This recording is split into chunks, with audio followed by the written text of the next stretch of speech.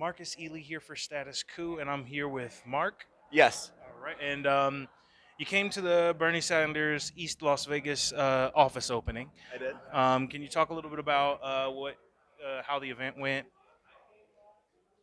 The event went great. I was even more impressed by the event at the church earlier this morning. I thought that was the best. I've been to a few Bernie events, and that was the best one. I think that Cornel West is always a superstar, obviously, but I think that he actually makes Bernie better. I thought that Bernie was the, relaxed and went through the whole question and answer session in just like a very smooth, sincere way. And I didn't have any doubt that I was with the right candidate, but if I did have any doubt, they would have been the odds would have been completely easy this morning. He's the only guy that's gonna get it done for us. Okay. Yeah, you caught Cornel West in his element in a church. Oh yeah, Yeah, like he preached. He yeah, preached this morning. he did, he did, and that's a hard act to follow, but Bernie followed him well. Yeah, Yeah, yeah. So looking at 2020 coming up, it's 8 months away from the Nevada caucus, yeah. and there are the rumors, of course, of the virtual caucus that's supposed to be coming down, and it's supposed to be part. It's supposed to be either online by an app or by phone. But the question that a lot of progressives are having is there going to be the oversight? And a lot of folks understand that, yeah, we need to be more inclusive. We need to be more accessible for folks with disabilities that can't stand in lines forever like that. But at the same time, we also need to have that accountability. And I was actually a part in a small way. I was a part of that process. I'm on the state central committee, so as far as the hearings and everything that went up to the rules, most of my concerns were calmed. I do think that the separate caucus that they're doing on the strip for The strip caucus for the culinary workers. I think that that's I didn't used to have as big of a problem with that because I saw there was a need to make sure that people were included. With the virtual caucus and the early voting, I think that a lot of that is taken care of by that process, and now you just have added an extra precinct for no reason. Um, but outside of that, I think that the Nevada rules are okay. Um, the Iowa rules, that's my home state, and obviously that's the first state, so you have to get through there to go anywhere. Those are really messed up. Can you talk a little bit about the Iowa rules and what problems you have with them? As I understand it, and I don't know what's been finalized, but no matter how many people show up for the early voting or the early or virtual caucusing, whatever they call it, only 10% of the delegates can be awarded that way. So even if okay, I'm just saying, even if the a campaign does a good job at turning out the people at the virtual, that's only 10%. So they have it puts the campaigns in a position where they need to strategize by getting 10% of their people to go to one thing and then 90% to the other thing. And I think that just unnecessarily complicated. So Um, that basically that kind of that's kind of ableist, don't you think? Like, because the whole point is to make this process to be inclusive for folks, right. and then you've basically capped the thing that's supposed to be inclusive for folks. Yeah. So even if as many people, and I'm just going to throw out candidate names because I'm not making any predictions, but let's say that as many people turn out for Bernie as turn out for Harris, okay. But then Bernie's people come out predominantly for the early, and Harris is for the actual traditional caucus day. Then it would be 90-10. Yes. So it's just going to take a lot of organizing efforts by the campaigns, but I think that it could lead to some chicanery. And one thing that the Democratic Party needs to needs to do to keep their base energized is to be democratic with a small d and not just with a capital D. So I'm really concerned about their rules. And like I said, I do have concerns about the Nevada strip caucus rules, but I mean, and what from what I've been told from folks, yeah, and on multiple accounts, the Democratic Party, as far as a lot of the concerns that were raised, the response has just been trust us. true. Uh, but I mean, like, and you're not saying any of this. I just, it's funny to me. Like, it's kind of weird that they would say trust us, and it's not. I've heard it from multiple accounts that yeah, that's what the establishment standpoint is, and that after 2016 mhm, and after all the animosity between the establishment side versus the progressive side of the right. party, for them to say trust us is honestly that's just disrespectful. Just as an outside observer, I feel like that's disrespectful. Right, right. And without being, and I'm not trying to be a conspiracy theorist by saying this, but chicanery can happen. And one thing I will say is there's a lot to be said for the fool me once, shame on me, fool me twice, shame on, or fool, I'm sorry, Fool me my can't story. get fooled again. No, no, no. Yeah, yeah. No, I had to. You fool left me it once, open. shame on you, fool me twice, shame on me. Well, I was said the campaigns need to be aware of it, and I know that Bernie's campaign is.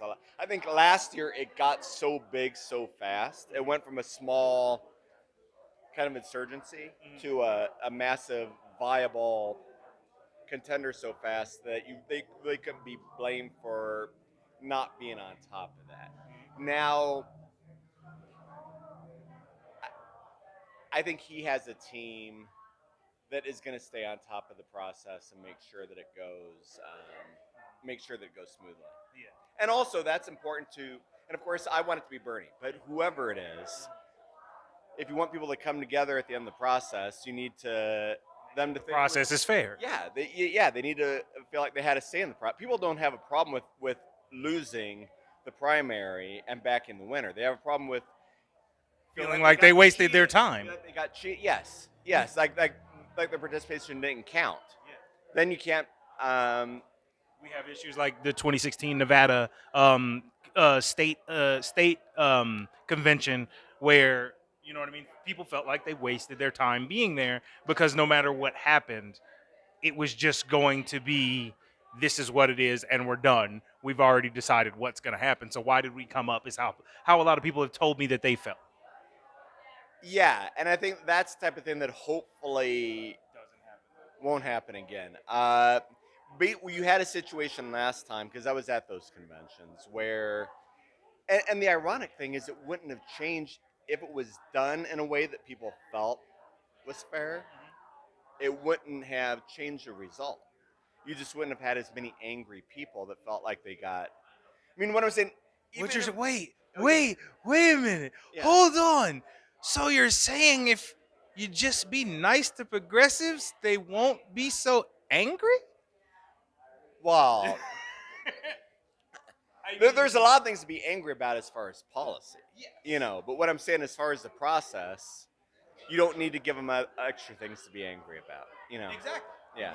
And that's what I'm saying. Like, it's it's very off-putting just Right. looking at the situation to see a situation where we have the establishment at every turn bad mouthing progressives, and then no matter what progressives do, they can't do anything right for the establishment. And it's just like I can understand why the animosity is so high for a lot of people versus the establishment, and you can understand why they act the way they do. Sometimes some of these folks are way wrong in the way the actions they're taking are doing. Like And these there's a things lot of happen, and there's a reason. mischaracterization. The fact is, I've seen as many former Clinton supporters that say they won't support Bernie this time around as I ever heard Bernie people saying that they wouldn't vote for Hillary. They make it sound like it's one sided, that it's and it's not. And the facts bear that out, especially Right. with the being twice as many Pumas as there were Bernie or bus people. Oh, absolutely, absolutely, absolutely. And the thing is, Chuck Schumer said, for every working class person we lose, we'll pick up two moderate Republicans in the which suburbs. was Well, completely wrong. completely wrong. So then, when that turns out to be completely wrong, then who gets the people who he said actually said that he didn't need Yeah. is or people who get blamed for it. No, Yep. and And yeah, and I can tell you from the people that I know in Nevada and seeing what happened in the work leading up to the Mhm. 2016 election after Bernie lost the primary, I can tell you for a fact that progressives won this state for Hillary Clinton. I can tell um, you for a fact, yeah.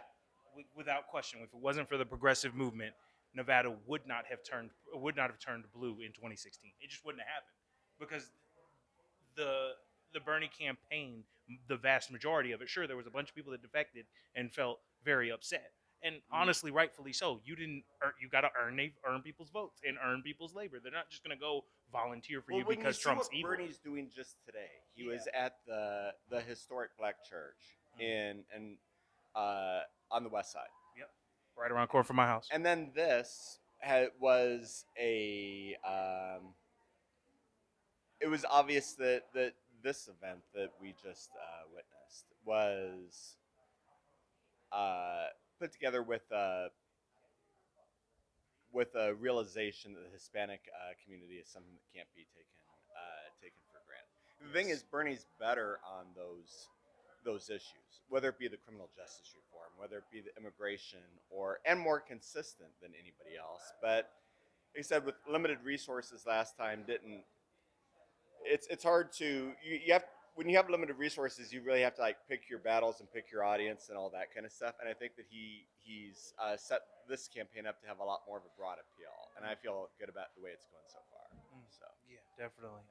but one thing that I want to say, I know a lot of my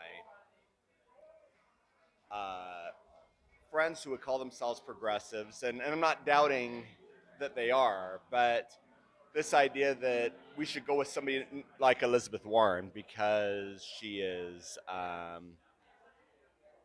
there's not as much bad blood over what happened last time, and it's be a better unifying type situation. Elizabeth Warren, true, she is not Hillary Clinton, but she is not Bernie Sanders either. When you talk about affordable care at a price you can afford, you're not talking about universal care for everybody. You know, when you're not talking about Saudi Arabia not being an ally of the United States, and that's something. And I'm not one to say Republicans are the same as Democrats. I've never been one to say that. On the issue of Saudi Arabia, going back to Dwight Eisenhower, Republicans have been the same as Democrats, unfortunately. And that needs to change now, and Bernie's the only one who's saying it loud and clear. And just that change in our foreign policy would just have, as far as like military budget, obviously, as far as how safe you and I are when we travel overseas, there'd be all kinds of benefits just from having a more common sense policy about Saudi Arabia. Yeah, You know, so definitely. So I just because I've taken up more than enough of your okay, time at this point. Um, I just as somebody that's active in policy and yeah. getting it done, um, how much of an effect do you think the army that Bernie Sanders has amassed will help him when he gets in office? Because that has consistently been the number one separating argument for Bernie people. That hey, he's got this army. All these other people talk about they're going to get the same policies that he's got done, but they don't have I'm going the to date levers, the power. myself a little bit by saying this, but like when I was growing up, when I was a teenager, Ronald Reagan was president, and for a good, I think for all of Reagan's presidency, the Democrats had the House. Uh, Reagan, with his as misguided as I feel a lot of those policies are, Reagan was able to go on TV, go out on the stump speech tour, and get people to engage their Congress and say, yes, vote for my legislation that I'm pushing. Please, oppose this legislation that I'm opposing. And I think that Bernie can do that in a way that Barack Obama did not do that. He was not, and I'm not saying anybody could do that, but yeah, the fact that you have like a grassroots army, I think makes all the difference once you're in, even more once you're in office and getting in office in the first place. Absolutely. Definitely. All right. Thank you so much for your time, Mark. I Well, thank you. really appreciate you. Make sure you guys hit that like button, share, subscribe, become a member to Status Quo. We appreciate y'all. Have a good one. Hope you enjoyed that last video. Hop on over to statusquo.com where you can sign up for our email list and become a member for as low as $5 to $10 a month. Membership is how we grow. That's statusquo.com/join. And remember, join our email list so we can grow the revolution with you.